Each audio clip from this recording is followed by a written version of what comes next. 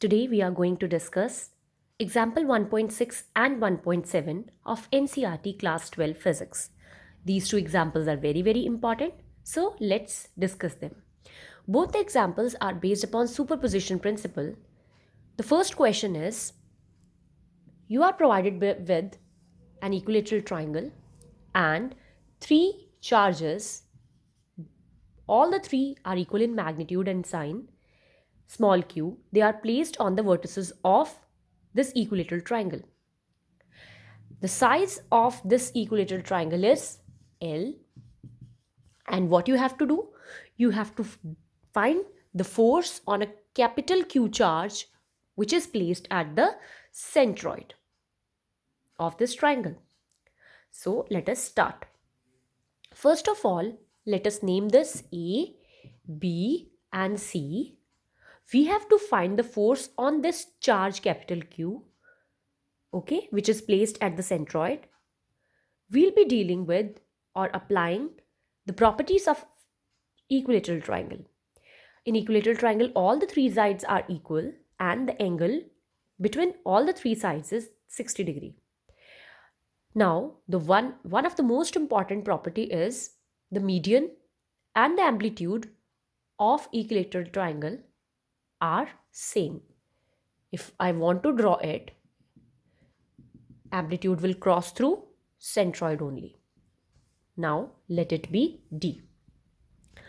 Now, let us take triangle. In triangle ABD, this angle will be 30 degree. So, cos 30 will be equal to base upon hypotenuse, that is AD by BA. So, if I want to find AD, it will be AB cos 30 degree. You can see from the figure that AB is L and this is root 3 by 2. Again, very important property of an equilateral triangle is that AO, as you can see from the figure, this AO will be equal to 2 by 3 times of the whole side, that is AD. That is 2 by 3 in L root 3 by 2, you will get L by root 3. So from here you can get AO is equals to L by root 3. It was very important to find the value of AO because you want to find the relation or the force between these two charges, as well as these two charges. So here AO, BO and CO, all the three sides will come out to be L by root 3. So now let's first find the force on this charge due to this charge.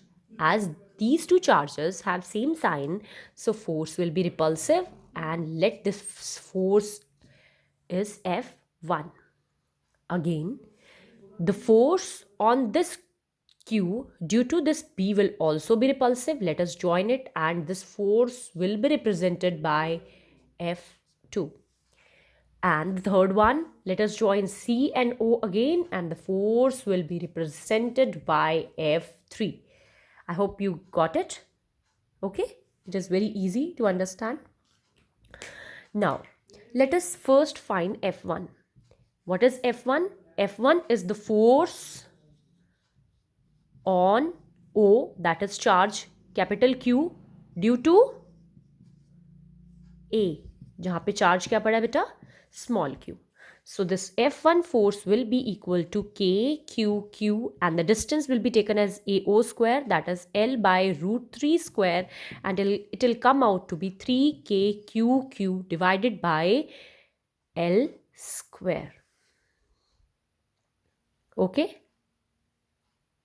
Similarly, you can find that force on that F2, that is force on B due to force on O due to B will also be K 3KQQ divided by L square.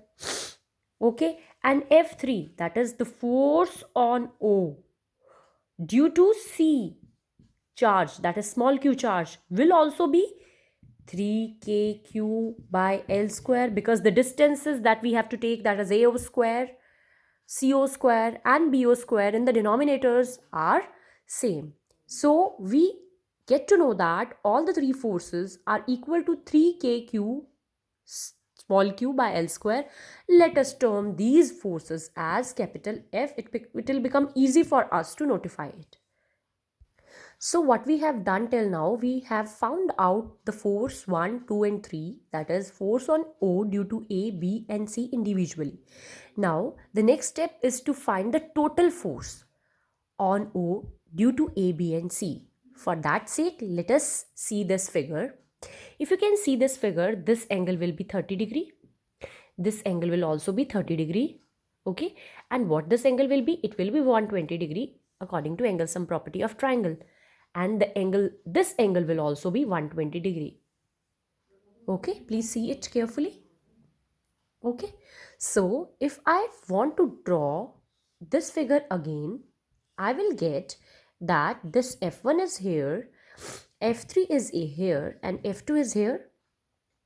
So these two forces have an angle of 120 degree in between and this force is F1. So let us apply. I want to find the resultant between F2 and F3. This resultant will be given by F dash, let it be F dash, is equals to under the root of F1 square, F2 square plus 2 F1 F2 cos theta. Now, as you know, this is F square, this is F square, this is also F square and cos 120 degree is minus 1 by 2. So what you will get F square plus minus F square, because cos 120 degree is minus 1 by 2. So these two will cancel out and you will get F again. Okay, that means the resultant of this F2 and F3 is F. If you can see this F and this F1, if you total them, or if you want to find the resultant will be given by, the resultant of these two forces will be F minus F1 or plus F1. It will be given by F plus F1 should be equal to 0. As these two forces are equal and opposite, then F minus F is equals to 0. Then the resultant, it will come out to be 0. So the resultant force on capital Q charge due to all the three charges is 0. This is how superposition principle is applied in this question. So for example 1.7, see the next video.